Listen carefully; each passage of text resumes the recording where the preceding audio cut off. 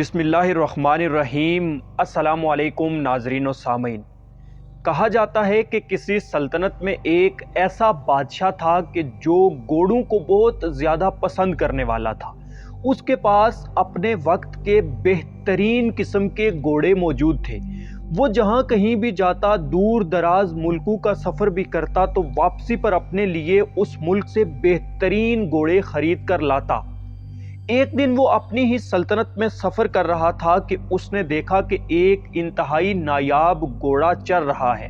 اسے وہ گھوڑا اتنا پسند آیا کہ اس نے اپنے ساتھیوں کو حکم دیا کہ جا کر یہ پتہ کرو کہ آخر یہ گھوڑا کس کا ہے۔ اس کے ساتھی ڈھونڈتے ڈھونڈتے گئے اور جا کر یہ معلوم کیا کہ آخر یہ گھوڑا کس کی ملکیت ہے۔ تھوڑی دیر بعد وہ ایک کسان کے گھر جا پہنچے اور اس کسان سے کہنے لگے، میاں کیا وہ گھوڑا تمہارا ہے؟ اس کسان نے کہا، جی ہاں۔ وہ لوگ اسے کہنے لگے کہ ہم بادشاہ کی طرف سے آئے ہیں، بادشاہ نے یہ کہا ہے کہ وہ گھوڑا بادشاہ کو بہت پسند آ چکا ہے، وہ اسے خریدنا چاہتا ہے، تم جتنی مرضی چاہے قیمت لے لو لیکن یہ گھوڑا بادشاہ کو فروخت کر دو۔ اس شخص نے کہا، یہ گھوڑا میں نے اس وقت سے پالا ہے کہ جب یہ ابھی بہت چھوٹا سا بچہ تھا۔ میں نے اس کو بہت پیار، محبت اور شفقت سے پالا ہے، لہٰذا میں کسی بھی قیمت پر اس گھوڑے کو بیچنا نہیں چاہوں گا۔ ان تمام لوگوں نے جب یہ بات سنی تو انہوں نے اس کسان کو بہت سارے دینار کی پیشکش کی، لیکن وہ کسان تمام پیشکش ٹھکرا کر کہنے لگا کہ بس میرا ایک ہی فیصلہ ہے کہ یہ گھوڑا میں کسی قیمت پر بیچوں گا نہیں۔ بادشاہ کے تمام ساتھی اس کسان کے ساتھ بحث کرتے ہوئے بالکل ناکام ہو چکے تو وہ واپس لوٹ کر بادشاہ کے پاس جا پہنچے اور کہنے لگے، بادشاہ سلامت، وہ شخص تو کسی قیمت پر گھوڑا بیچنے کو تیار نہیں ہے۔ بادشاہ کو وہ گھوڑا اتنا پسند آ چکا تھا کہ بادشاہ نے کہا، مجھے خود اس کے پاس لے چلو، میں خود چل کے اس سے گزارش کرتا ہوں کہ وہ یہ گھوڑا مجھے دے دے، کیونکہ یہ گھوڑا مجھے بہت زیادہ پسند آ چکا ہے۔ تھوڑی دیر بعد بادشاہ سمیت بہت سارے لوگ اس کسان کے گھر آ کر جمع تھے۔ بادشاہ نے اس کسان سے کہا کہ تم 1000 دینار لے لو، یہ گھوڑا مجھے دے دو۔ جب 1000 دینار کی بات قریب کھڑے لوگوں نے سنی تو بہت حیران ہوئے اور کہنے لگے، یار بیچ دو، کیا ہے اس گھوڑے میں اتنا خاص جو تم 1000 دینار کے عوض بھی اس گھوڑے کو نہیں بیچ رہے؟ وہ شخص 1000 دینار کے عوض بھی نہ مانا اور کہنے لگا کہ میں کسی قیمت پر اس گھوڑے کو نہیں بیچوں گا۔ بادشاہ اسے مزید پیشکش کرتا رہا لیکن وہ کسان کسی صورت ماننے کو راضی نہ ہوا۔ پھر کیا تھا کہ بادشاہ نے اسے ایک اتنی عجیب پیشکش کر دی کہ جسے سن کر لوگوں کے پسینے چھوٹ گئے۔ بادشاہ نے کہا، دیکھو تم میری آدھی سلطنت لے لو، آدھی سلطنت پر تم حکومت کرنا، آدھی سلطنت پر میں حکومت کیا کروں گا، لیکن یہ گھوڑا تم مجھے بیچ دو۔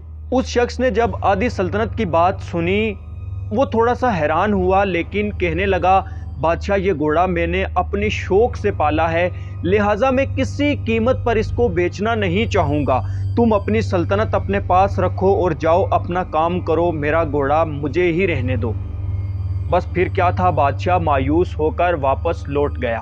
تمام لوگ اس کسان کے ارد گرد جمع ہوئے اور کہنے لگے، یار تم کتنے بدقسمت ہو کہ تمہیں آدھی سلطنت مل رہی تھی لیکن تم نے وہ گھوڑا نہیں بیچا۔ اس شخص نے کہا، جیسے اللہ کو منظور ہوتا ہے ویسے ہی ہوتا ہے، لہٰذا تم لوگ جاؤ، مجھے بے جا میں تنگ نہ کرو۔ وہ تمام لوگ اسے بدقسمت اور بے وقوف کہہ کر واپس اپنے گھروں کو چلے گئے۔ تھوڑے دنوں بعد جب ایک صبح وہ شخص جاگا تو اس نے دیکھا کہ گھوڑا رات کو اپنی رسی کاٹ کر کہیں گم ہو چکا ہے۔ اس شخص کو بہت زیادہ افسوس ہوا۔ جب خبر پورے گاؤں میں پھیلی تو لوگ پھر اس کے پاس آ کر جمع ہوئے اور کہنے لگے، تم کتنے بدقسمت ہو کہ تمہیں ایک پوری سلطنت میں سے حصہ مل رہا تھا جبکہ تم نے اس گھوڑے کو نہیں بیچا۔ اب مزہ چکھو کیونکہ اب وہ گھوڑا بنا کسی قیمت کے تم سے کھو چکا ہے۔ اس شخص نے کہا کہ جس طرح اللہ کی مرضی ہے ویسے ہی ہوتا ہے، وہ گھوڑا میں نے اتنی شوق سے پالا ہے کہ میں اس کو کسی بھی قیمت پر بیچ نہیں سکتا، اگر اللہ نے چاہا تو وہ گھوڑا مجھے پھر سے مل جائے گا۔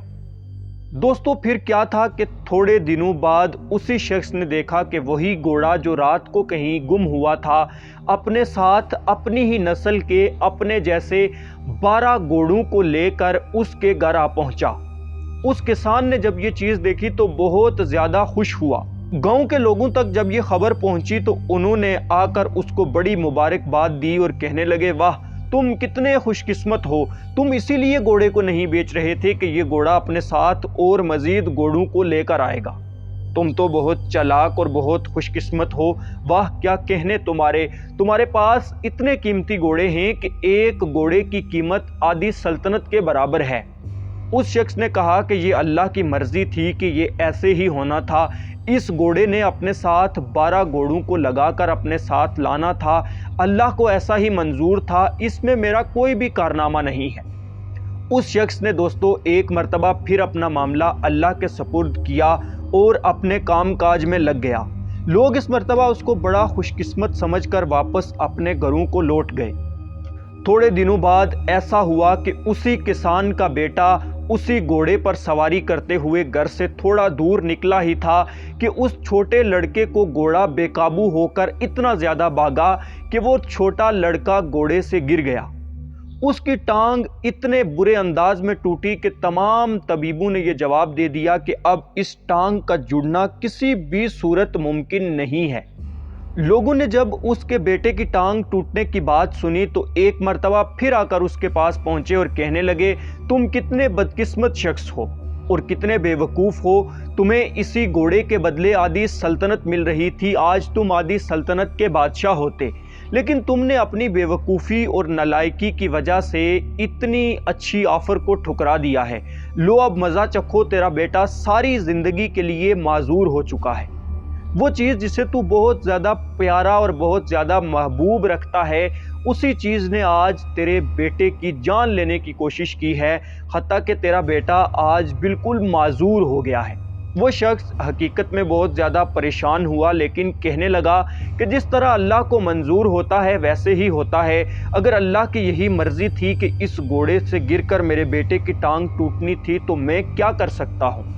جیسے اللہ کو منظور ہوتا ہے ویسے ہی ہوتا ہے، تم لوگ اپنے گھروں کو جاؤ اور مجھے اپنا کام کرنے دو۔ بوڑھے کسان نے ایک مرتبہ پھر اپنا معاملہ اللہ کے سپرد کیا اور اپنے کام کاج میں مصروف ہو گیا۔ تھوڑے دنوں بعد اسی ملک کے اندر جنگ کا شدید خطرہ پیدا ہوا۔ بادشاہ نے یہ اعلان کر دیا کہ اس ملک کے تمام جوانوں کو لا کر فوج میں بھرتی کیا جائے، کیونکہ فوج کو اس وقت نوجوانوں کی شدید ضرورت ہے۔ بادشاہ کے لوگ ارد گرد پھیل گئے اور تمام علاقوں سے جوانوں کو پکڑ کر فوج میں بھرتی کرنے لگے۔ جس علاقے میں وہ کسان رہتا تھا، جب بادشاہ کے تمام لوگ وہاں آ پہنچے، انہوں نے تمام نوجوانوں کو اپنے ساتھ لیا اور آخر میں اس کسان کے گھر جا پہنچے۔ انہوں نے دیکھا کہ کسان کا ایک ہی بیٹا ہے کہ جو ٹانگ ٹوٹنے کی وجہ سے چارپائی پر پڑا ہوا ہے۔ انہوں نے اسے چھوڑ دیا اور باقی تمام نوجوانوں کو لے کر چلے گئے۔ تھوڑی دیر بعد جب لوگوں کو اس بات کی خبر ہوئی کہ کسان کا وہ بیٹا جس کی ٹانگ ٹوٹی ہوئی تھی وہ اپنے گھر میں رہ گیا ہے، کیونکہ لوگ اسے یہاں چھوڑ کر چلے گئے ہیں، اس لیے کہ وہ میدان جنگ میں کسی کام نہیں آ سکتا۔ پھر کیا تھا، ان لوگوں نے کہا، واہ یہ کسان کتنا خوش قسمت ہے، اس کے بیٹے کی ٹانگ ٹوٹی، لہٰذا یہ ساری زندگی اس کے سامنے رہے گا۔ تمام لوگ روتے روتے اس کسان کے گھر آ پہنچے اور کہنے لگے، واہ تم کتنے خوش قسمت ہو، تمہارے بیٹے کی ٹانگ ٹوٹنا بھی تمہارے حق میں کافی زیادہ بہتر ثابت ہوا۔ ہمارے تمام بیٹوں کو بادشاہ کے لوگ پکڑ کر لے گئے ہیں، نہ جانے اب ان سے ملاقات ہو بھی سکے گی یا نہیں، نہ جانے کون کس محاذ پر لڑتا ہوا مارا جائے گا۔ تمہارا بیٹا چاہے زخمی یا چاہے معذور ہے، لیکن ساری زندگی تمہاری آنکھوں کے سامنے رہے گا۔ واہ تم کتنے خوش قسمت ہو۔ اس شخص نے ایک مرتبہ پھر کہا، جس طرح اللہ کو منظور ہوتا ہے ویسے ہی ہوتا ہے، میں اس میں کچھ بھی نہیں کر سکتا۔ میرے بیٹے کی ٹانگ ٹوٹنے پر تم نے مجھے بدقسمت کہہ دیا اور آج اسی ٹانگ کے ٹوٹنے کی وجہ سے تم مجھے خوش قسمت کہہ رہے ہو، لہٰذا جاؤ اور اپنا کام کاج کرو۔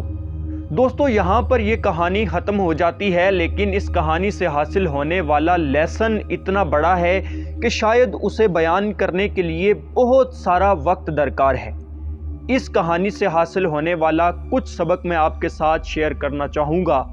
اس کہانی میں سب سے پہلا یہ سبق حاصل ہوتا ہے کہ لوگ کس طرح آپ کے بارے میں رائے قائم کر لیتے ہیں، بغیر کوئی وجہ جانے، بغیر کوئی ریزن معلوم کیے لوگ فوراً سے خوش قسمتی، بدقسمتی، بے وقوفی یا چالاکی کا لیبل لگا لیتے ہیں اور ایک واقعے کی بنیاد کے اوپر کسی انسان کے اچھے یا برے ہونے کا فیصلہ کر بیٹھتے ہیں۔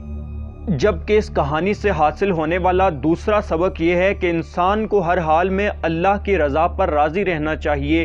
جو کام ہوتا ہے اللہ کی طرف سے ہوتا ہے اور اللہ کی طرف سے لکھا گیا فیصلہ ہمیشہ ہو کر رہتا ہے، چاہے انسان جو کچھ بھی کرے، جو فیصلہ ایک مرتبہ اللہ کی طرف سے لکھ دیا جاتا ہے وہی ہو کر رہتا ہے۔ لہٰذا انسان کے رونے دھونے یا دوڑ دھوپ کرنے سے کچھ بھی حاصل نہیں ہونے والا۔ اور پیارے دوستو، تیسرا سبق ایسا ہے کہ شاید آج کی ویڈیو کا ایک بڑا حصہ اسی سبق پر مشتمل ہے، اور وہ سبق یہ ہے کہ جو چیز آپ کو خود پسند ہو، جس چیز کو آپ نے اپنی شوق اور محبت سے رکھا ہو، اس چیز کو محض ایک دولت کی لالچ کے پیچھے آ کر کبھی بھی قربان مت کریں۔ ہاں، اگر وہ چیز اللہ کی حدود سے ٹکرا رہی ہے تو اس چیز کو چھوڑ دینا چاہیے، لیکن محض دنیاوی لالچ کی وجہ سے آ کر اپنی تمام پیاری چیزوں کو قربان کر دینا یہ سراسر بے وقوفی ہے۔ میں امید کرتا ہوں کہ آپ کو آج کی ویڈیو پسند آئی ہوگی، بہت سارا کچھ نیا سیکھنے اور سمجھنے کو ملا ہوگا۔ اس ویڈیو کو اپنے قریبی دوستوں کے ساتھ شیئر ضرور کیجئے گا۔ ہمارے ساتھ جڑے رہیے۔ آپ سے ملاقات ہوتی ہے اسی طرح کی ایک اور نئی ویڈیو میں۔ تب تک کے لیے اللہ نگہبان۔